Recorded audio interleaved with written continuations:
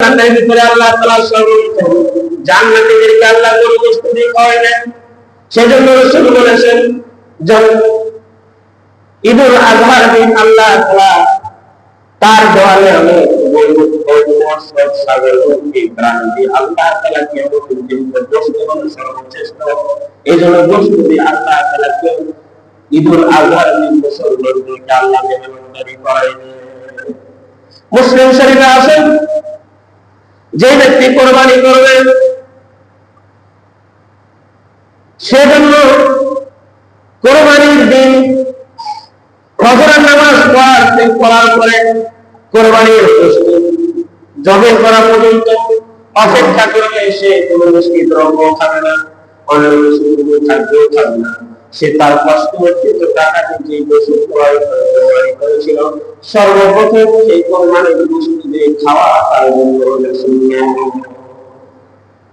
তার মানে সে আল্লাহর মেহমানদারি গ্রহণ করলো, পৃথিবীর অন্য কিছু খায় নাই।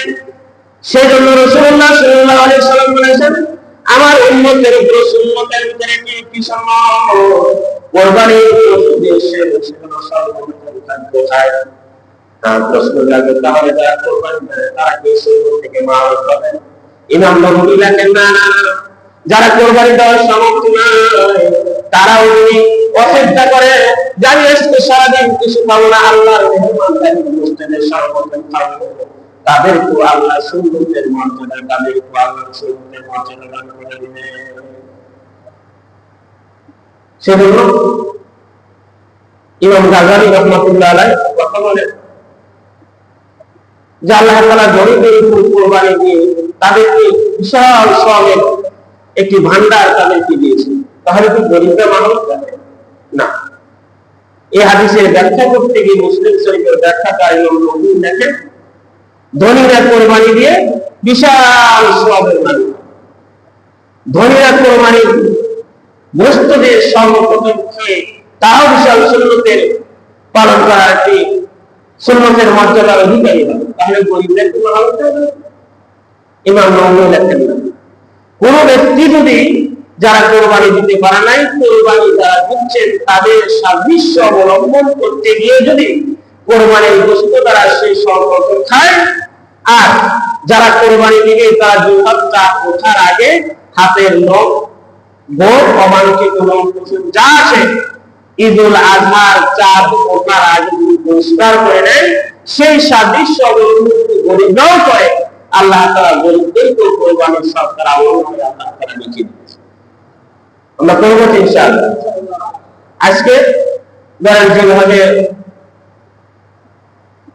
আগামী 28 তারিখে, সেই হিসাবে আজকে হলো 15 তারিখ, হয়তো বা আগামী সোমবারে মনে হয় জিলহজের 1 তারিখ বুধবার। তা আমরা ক্যালেন্ডার দেখে পত্রিকা দেখে আমরা সেই জিলহজের চাঁদ ওঠার আগেই আমরা সব পরিষ্কার করে ফেলব ইনশাআল্লাহ।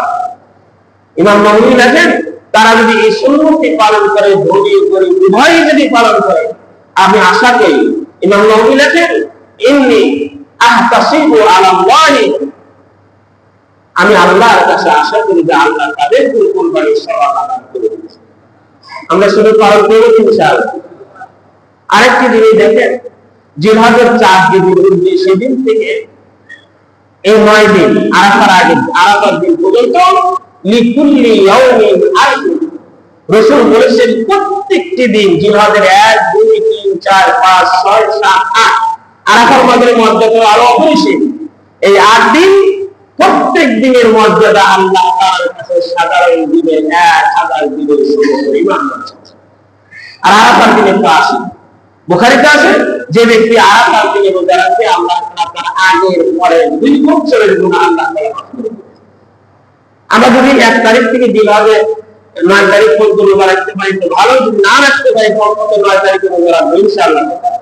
আপনার আগের পরে 2 বছরের গুনাহ আল্লাহ নিঃসন্দেহে মাফ করে দেবেন ইনশাআল্লাহ। আমরা রাখবো। আল্লাহ রাজি করেন, আমার কোন উম্মত যদি আরাফার দিনে রোজা রাখে আর আশা করে আল্লাহ আমাকে তুমি সম্পদ দাও নাই, আমাকে তুমি টাকা দাও নাই, আমি আরাফার ময়দান পর্যন্ত যেতে পারি নাই, আল্লাহ আরাফার ময়দানে গেলে আল্লাহ তার গুনাহগার বান্দাকে এই পরিমাণ মাফ করে সেদিন শয়তান আশা করে যে আল্লাহ যেন আমাকে মনে হয় মাফ করে দিবে। কিন্তু আরাফার ময়দানে যত হাজিরা উপস্থিত হয় আল্লাহ তাআলা তাদের জীবনের সব গুনাহ মাফ করে দেয়। এই মাপের দৃশ্য দেখে শয়তান যখন নিজ থেকে মাটি আর বালু তুলে নিজের চেহারায় মারতে থেকে, আমি ধ্বংস হয়ে গেলাম, আমি ধ্বংস হয়ে গেলাম, আমি বনি আদমকে জাহান্নামে নিয়ে যাওয়ার জন্য আল্লাহর সাথে কসম করে ওয়াদা করেছিলাম, কিন্তু আল্লাহ বলেছেন তুই আমার বান্দাকে জাহান্নামে দিতে চাইবি, আল্লাহ বান্দাকে মাফ করে নেব। ইবলিস সেদিন যেই পরিমাণ তার গুনাহগার ব্যক্তিদেরকে মাফ করে, ইবলিস দেখে আশায় তার মুখ ভরে যায় যেন আল্লাহ আমাকে মাফ করে দেবেন, কিন্তু আল্লাহ ইবলিসকে মাফ করে। রাসূল বলেন যারা আরাফার ময়দানে যায় তাদেরকে তো আল্লাহ মাফ করে দিবেন। আমার উম্মত যদি আরাফার দিনে রোজা রাখে হাজিদের সাথে আমার সেই উম্মতকে আল্লাহ তাআলা তার জীবনের সব মাফ করে দিবেন। আমরা মাথায় করে বলবো ইনশাআল্লাহ।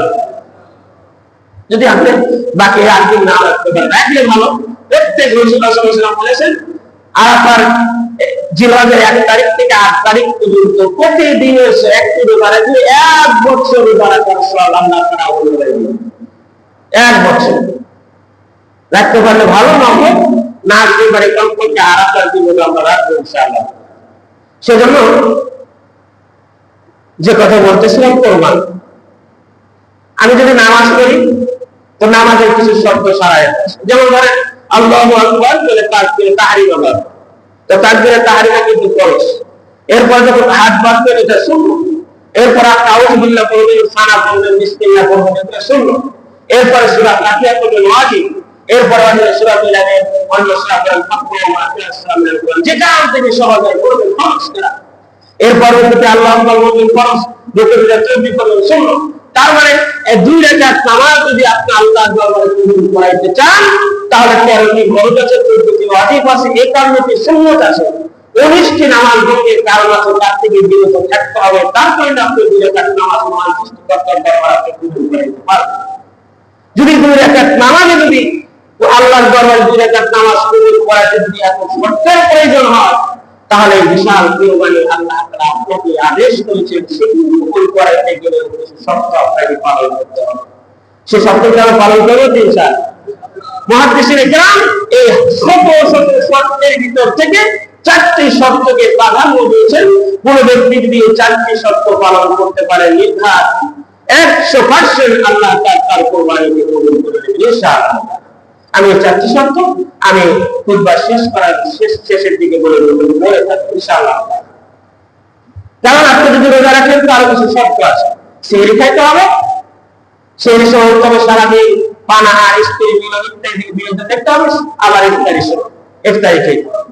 তারপরে নিয়ত করতে হবে ফরজ। তার মানে প্রত্যেকটি ইবাদতের কিছু শর্ত সারাই সুন্নাত মুস্তাহাব ফরজ ওয়াজিব আছে। এগুলো যদি আপনি পরিপূর্ণভাবে পালন করেন তাহলে সেই ইবাদতটি আল্লাহর কাছে নেই। তদ্রুপ কুরবানির যে ইবাদত সেটা কিছু শর্ত আছে, শর্ত ছাড়া আল্লাহ সেই কুরবানি কবুল করবেন। আমি অনেক সময় উদাহরণ দিই, গোশত আপনি 1000 টাকা 1200 টাকা দিয়ে একটি গোশত আপনি খুব ভালো, এই গোশতের ভিতরে আদা রসুন পেঁয়াজ মরিচ মশলা দিয়ে না দেন, এই গোশত খুব মজা লাগবে, মুখের কাছে নিলে একটা গোল করলে খাইতে মন চাবে না। যদি রাগী পুরুষ হয় তাহলে পাতের হয়তো শীতকে স্ত্রীর মুখ ধরে ফিরে দিতেও পারে, শরীর দিতেও পারে, যে কি পাতায় শেষ খাওয়ার মতো পরিস্থিতি নেই। একটি গোশত মাছ পাকাইতে যদি মশলা লাগে, পেঁয়াজ রসুন ইত্যাদি লাগানোর পরে যদি পাকানোর পরে মজা হয়, সেই মজাদার আপনি গ্রহণ করলেন, মজা না হলে গ্রহণ করেন না। তাহলে কুরবানি একটি আল্লাহর একটি মহান দামি একটি বিধান। এখানে যদি আপনি অনেক সুন্দর শর্ত সারা এক মশলা ইত্যাদি যদি সম্পৃক্ত না করেন, এই জিনিস আপনার এরকম 7 ধরনের আল্লাহ আপনার কুরবানি কবুল করবেন। আমরা সেই শর্ত মানব ইনশাআল্লাহ। আমি শেষের দিকে শেষ 8টি শর্ত বলবো ইনশাআল্লাহ। কুরবানি আমরা তো পশু শুধু ক্রয় করে আর জমে করে আর তাই আনন্দ ফুর্তি করি, আত্মীয়র বাড়ির পাশে দিয়ে, নিজের বউয়ের বাড়ির পাশে দিয়ে, মেয়ের বাড়ির পাশে দিয়ে, খালা বোনের বাড়ির পাশে দিয়ে আনন্দ করি আর খাই। কিন্তু যদি আপনি পিছনের ইতিহাসের দিকে তাকান, আপনি আনন্দ করছেন আর খাচ্ছেন, গোশতের চর্বি হয়েছে কিনা, হাড্ডির ভিতরে মগজ আছে কিনা, এই গোস্ত স্বাদ হলো কিনা, চর্বি রয়েছে কিনা, তোমার গোস্ত হয়েছে, আমার এত গোস্ত হয়েছে, আনন্দ ফুর্তি করে খাচ্ছেন, কিন্তু নিজের ভেতরকে একবার প্রশ্ন করে দেখেন এই কোরবানির পিছনে কি বিশাল ইতিহাস ছিল। তারা শুধু এই আনন্দ ফুর্তি করে খাবে, তারা কোরবানি দেয়, তারা কোরবানি দিয়েছে আল্লাহ বিধান, আর এই বিশাল ত্যাগের মাধ্যমে আমরা আনন্দ বিষয় করেছি। আপনি ইতিহাসের দিকে তাকান, হযরত ইব্রাহিম আলাইহিস সালাতু ওয়াস সালাম একাধিক পরীক্ষায় উত্তীর্ণ হওয়ার পরে আল্লাহ তাআলা ইব্রাহিম আলাইহিস সালামকে জাতির পিতা বলে ঘোষণা করে দিয়েছে কোরআনের ভিতরে শুনলাম, এই আদি ইব্রাহিম। আল্লাহ তাআলা বললেন ইব্রাহিম হলো তোমাদের জাতি।